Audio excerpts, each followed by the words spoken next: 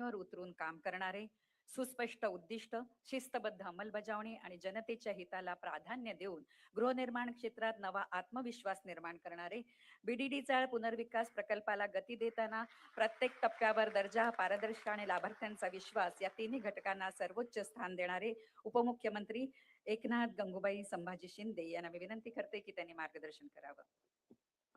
छत्रपती शिवाजी महाराजांना विनम्र अभिवादन करतो. महामानव भारतरत्न डॉक्टर बाबासाहेब आंबेडकर यांना देखील अभिवादन. आणि आजच्या या नायगाव बीडीडी चाळ पुनर्विकास प्रकल्पातील डॉक्टर बाबासाहेब आंबेडकर संकुलातील 864 सदनिकांचा वितरण सोहळा या ठिकाणी संपन्न झाला. या सोहळ्याला उपस्थित आपल्या राज्याचे लोकप्रिय मुख्यमंत्री आणि ज्यांनी अतिशय आताच महाराष्ट्रातल्या जनतेसाठी सर्वसमावेशक असं महाराष्ट्राच्या प्रगतीचं अर्थसंकल्प सादर केला आणि ते देवेंद्र फडणवीस साहेब, त्याचबरोबर आमच्या उपमुख्यमंत्री सुनेत्राताई पवार, सभापती राम शिंदे साहेब, अध्यक्ष विधानसभा, आता ते विधानसभा चालू म्हणून गेलेत, राहुल नार्वेकरजी, उपसभापती नीलमताई गोरे, मंत्री आमचे आशिष शेलारजी, मंगलप्रभात लोढाजी, कुठे मंगलप्रभात लोढा, मी त्यांना बोलणार होतो, हे घर मंगलप्रभात लोढा बांधतात ना तशीच आहेत, चांगली क्वालिटीची, त्यामुळे गेले वाटतं ते, त्यापेक्षा चांगली आहे म्हणतात रे. मी त्यांना सांगतो तुम्ही असं बोललात.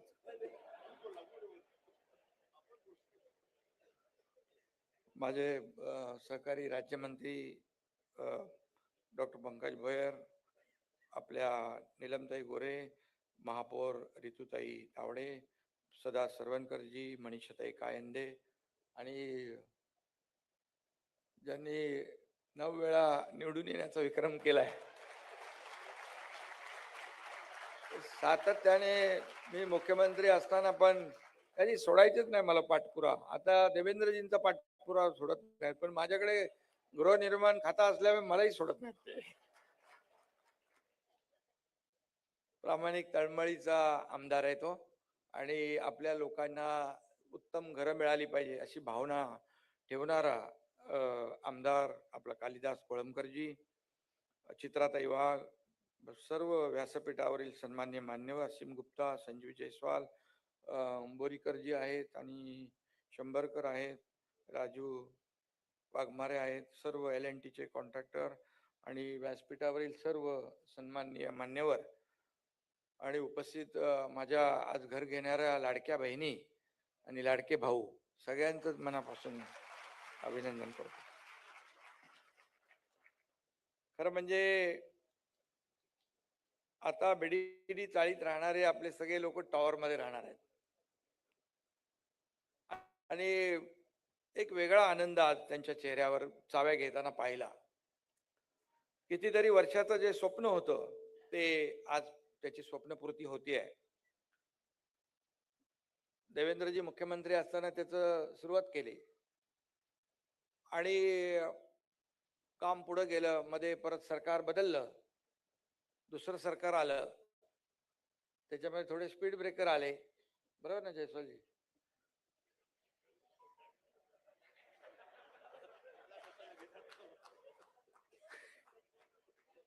अरे तुम्हाला माहित आहे ना सर.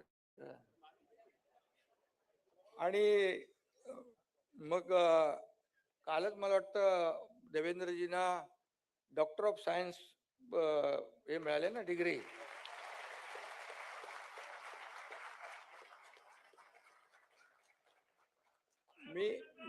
मी डॉक्टर नसलो तरी 2022 ला आम्ही ऑपरेशन केलं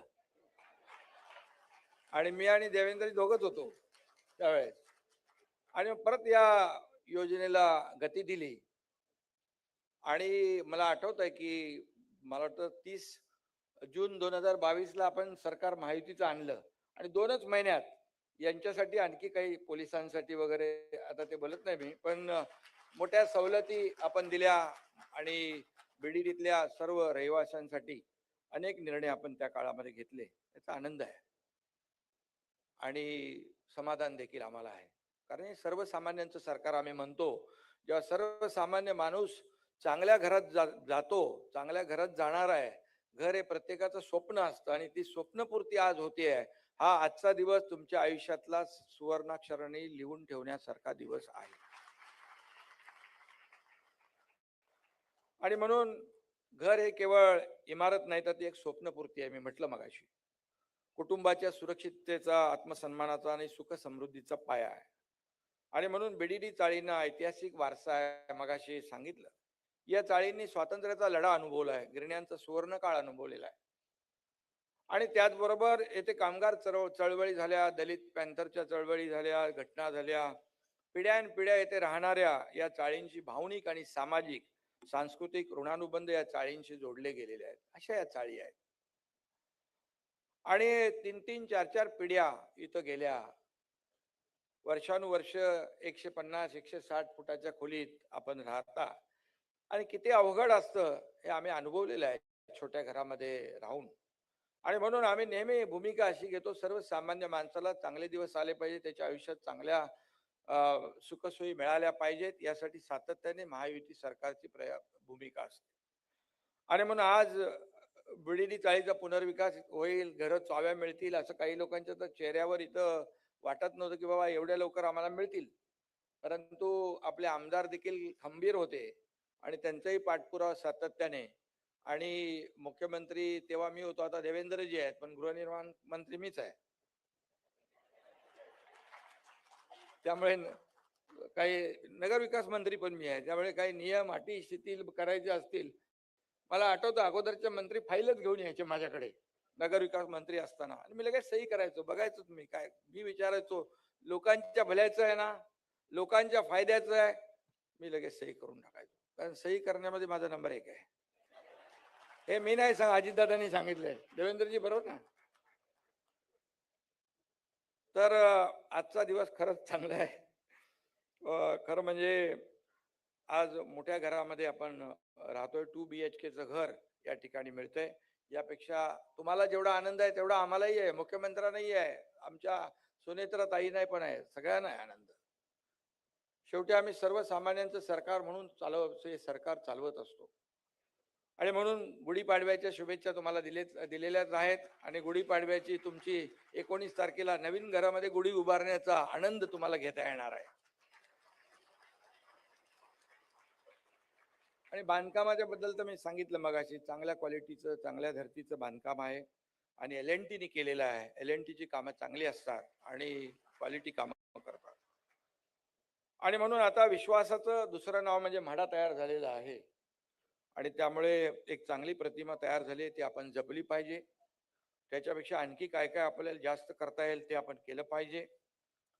आणि लोक जेव्हा म्हणतील मेरे पास 2 व्हीलर है, मेरे पास फ्रीज है, मेरे पास टीव्ही है, तेव्हा बीडीडीतले रहिवासी म्हणतील हमारे पास रीडेव्हलप 2 BHK है. मला काही लोक म्हणाले, हे पोलीस लोक म्हणजे पोलीस किंवा कुणी, तुमचं मुंबईमध्ये घर आहे का, असं विचारायचे. बरोबर ना. नाही तर लग्नच व्हायचे नाही. पण आता बोलू शकतो आमच्याकडे घर नाही तर 2 BHKचं घर आहे. आणि म्हणून मी आपल्या सगळ्यांना, पोलिसांना देखील आपण हे घर दिले आहेत ना, जयस्वाल, पोलिसांना देखील आपण घर दिलेले. आणि म्हणून म्हणतो ना आपण, घर पाहावे बांधून आणि लग्न पाहावे करून. त्यात इकडे सगळ्यांना शुभेच्छा आहेत माझ्या, म्हणजे बोलण्याचा उद्देश. आणि म्हणून मी आपल्याला एवढंच सांगतो की पोलीस असतील ते मुंबईची सुरक्षा दिवस रात्र उन्हात तानात वादळ वाऱ्यामध्ये आपल्या सर्वांचं रक्षण करत असतात. त्यांना देखील सवलती देण्याचं काम आपलं सरकार करतंय, नक्की करेल. आणि आता मुख्यमंत्री महोदयांच्या मार्गदर्शनाखाली देखील काही ज्या काही त्रुटी राहिल्यात, मगाशी आपले कालिदास कोळंबकर म्हणाले बाळासाहेब स्वतः यायचे त्या मंदिरामध्ये, मुख्यमंत्री महोदय त्यांच्या भाषणात सांगतील भवानी मंदिर बांधायचं आहे म्हणाले ते. आणि पार्किंगचा एक विषय आहे, तो कसा आपल्याला कॉम्पन्सेट करता येईल ते तुम्ही सांगा. आणि म्हणून आपल्याला जेवढं काही जास्तीत जास्त देता येईल ते आपण या ठिकाणी दिलं पाहिजे. खरं म्हणजे बांधकाम सुरू असताना देखील भाडं पहिलं कमी होतं, मग आपण भाडं वाढवलं. हे सगळं आणखी काही ज्या काही अडचणी त्रुटी आहेत त्या नक्की आपण दूर करू. पण सरकारचं पण आता तुम्ही थोडंसं लक्ष ठेवा, कारण लाडकी बहिणी योजना आमची सुरू आहे आणि त्यामुळे थोडं ताण आहे. पण यावेळेस देवेंद्रजी सगळ्यांना वाटलं होतं एकदम टाईट बजेट होईल. पण तुम्ही थोडा म्हणजे चांगलाच तज्ञ किंवा इकॉनॉमिक्सचा तुमचा गाढा अभ्यास आणि महाराष्ट्रातली आर्थिक नाड्या तुम्हाला माहित आहेत. त्यामुळे आपण तर शेतकऱ्यांचं 2 लाखापर्यंत कर्जही माफ करून टाकलं. त्यामुळे जो काही सगळ्यांना वाटत होतं, की आपण खूप हे बजेट टाईट होईल, परंतु सामान्य आपलं महाराष्ट्र मोठा आहे. आपल्याकडे GDP मध्ये नंबर 1 आहे. आपण परदेशी गुंतवणुकीत नंबर आहे. इन्फ्रास्ट्रक्चर प्रोजेक्टमध्ये आपण देशात नंबर 1 आहोत. आणि त्यामुळे आपल्याला काही महाराष्ट्र मोठं राज्य आहे. आणि म्हणून मी पुन्हा एकदा आपल्याला सगळ्यांना मनापासून आणि त्याचबरोबर मेंटेनन्स टॉवर म्हटलं की मेंटेनन्सचा प्रश्न येतो. पण 12 वर्ष मेंटेनन्स म्हाडा करणार आहे. 12 वर्षाचं टेन्शन तुमचं घालवलेलं आहे. त्यामुळे टेन्शन फ्री होऊन तुम्ही घरात राहायला जा. काय टेन्शन घेऊ नका.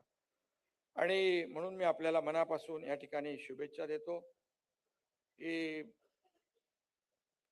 घरं जी आहेत ही तुमचं स्वप्न आहे आणि ही घरं मला माहित आहे की कोणी मुंबईतलं घर विकूच शकत नाही. आणि म्हणून आम्ही नेहमी म्हणतो की मुंबईकर जो आहे, मुंबईच्या बाहेर फेकला गेलेला मुंबईकर, त्याला पुन्हा मुंबईत आणण्याचं आम्हाला काम करायचं आहे. आणि मग अशा प्रकल्पांच्या माध्यमातून आम्ही ती करतोय. आणि म्हणूनच आता ते SRAचं आहे, रमाबाई आंबेडकर नगर. देवेंद्रजी आपलं काम सुरू आहे ते 17,000 घरांचं. असे मुंबई देखील बाळासाहेबांची इच्छा होती 40 लाख लोकांना मोफत घरं देणं, मुंबई झोपडपट्टी मुक्त करणं. आणि म्हणून त्या दिशेने आम्ही काम करतोय. क्लस्टर योजना आहे. या इमारतींचं देखील क्लस्टर होईल, SRAचं देखील क्लस्टर होईल आणि लाखो लोकांना मोठ्या प्रमाणात घरं मिळतील. आणि म्हणून आपण जी नवीन गृहनिर्माण पॉलिसी आणलेली आहे त्यामध्ये एक क्रांतिकारी निर्णय आपण घेतले. 70 लाख कोटींची इन्व्हेस्टमेंट आणि 30 लाखांपेक्षा जास्तीची घरं या ठिकाणी उभी राहतील आणि ती घरं देखील पर्यावरण पूरक असतील. आणि म्हणूनच मुंबईचं जे काही मुंबईपण जे आहे ते आपल्याला टिकवायचं आहे, वाढवायचं आहे. यासाठी म्हाडा देखील मोठ्या प्रमाणावर त्यामध्ये भाग घेते आहे. म्हणून मी पुन्हा एकदा म्हाडाच्या सर्व अधिकाऱ्यांचं मनापासून अभिनंदन करतो. मनापासून आपल्या ज्यांना आज घरं मिळत आहेत त्यांना शुभेच्छा देतो. पुढची घरंही देखील आपल्याला जी उर्वरित आहेत ती मिळतील. आणि गुढीपाडव्याच्या पुन्हा एकदा मनापासून शुभेच्छा. धन्यवाद. जय हिंद, जय महाराष्ट्र. धन्यवाद शिंदे साहेब. अमंत्रमक्षरं नास्ति नास्ति मूलं न औषधम अयोग्य पुरुषो नास्ति योजकस्तत्र दुर्लभः. याचा अर्थ असं कोणतंही अक्षर नाही ज्यातून मंत्र निर्माण होऊ शकत नाही, अशी कोणतीही वनस्पती नाही ज्यातून औषधी गुण निर्माण होऊ शकत नाही.